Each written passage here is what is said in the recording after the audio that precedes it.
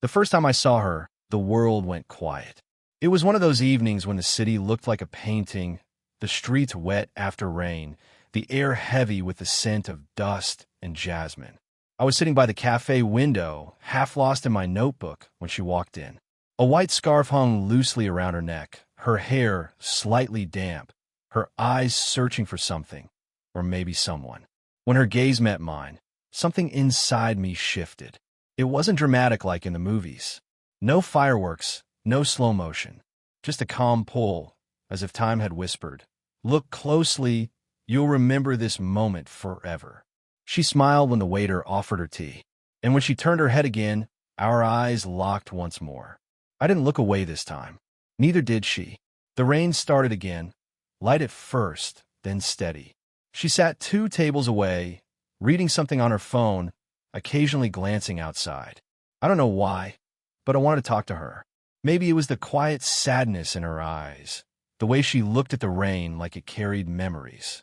I wrote something in my notebook. Sometimes, strangers look like the answers we didn't know we were searching for.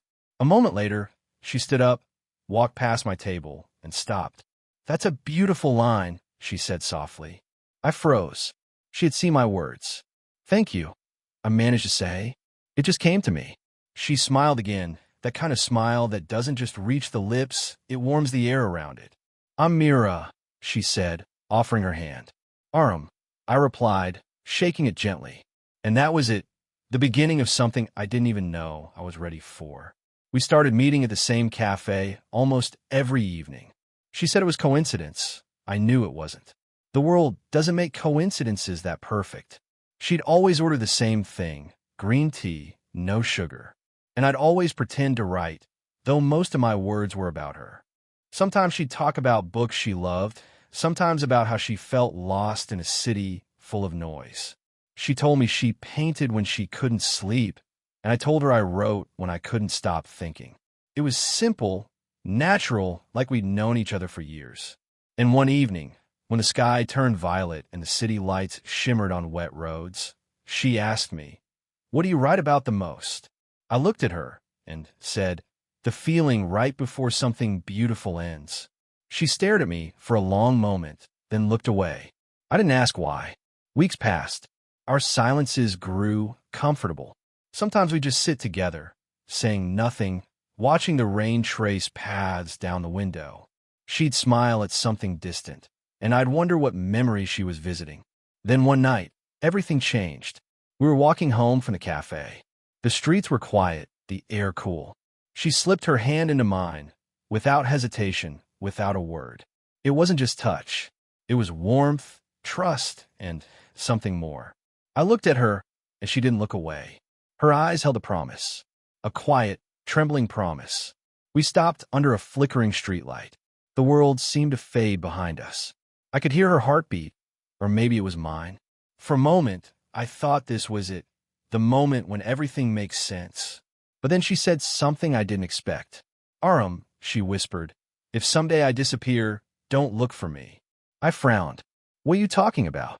She smiled, a soft, broken smile. "Just promise me." I shook my head. "You can't ask me that."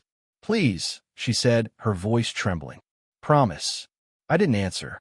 She let go of my hand.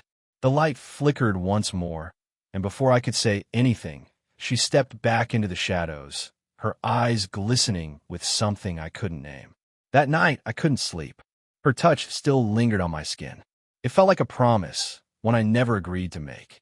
The next day, she didn't come to the cafe, nor the day after, nor the week after that.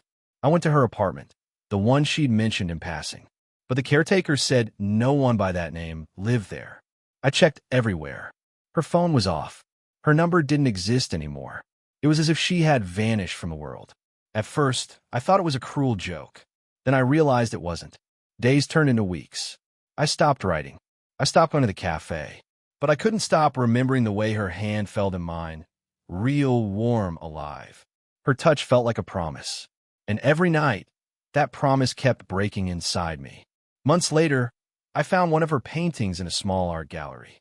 It wasn't signed with her name, just an initial, M.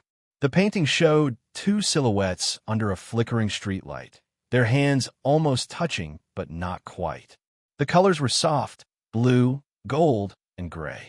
It was us. The gallery owner told me the artist had dropped it off and left before giving her name. She said it was for someone who'd understand, the owner said. I bought it that day. It hangs above my desk now. Sometimes, when the light hits it just right, it feels like she's still here, in the air, in the silence between heartbeats. Years passed. I published my first book, a collection of stories about love and almost love. The first story was hers. I called it The Promise. People asked me if it was real. I always smiled and said, every story is real to the one who remembers it.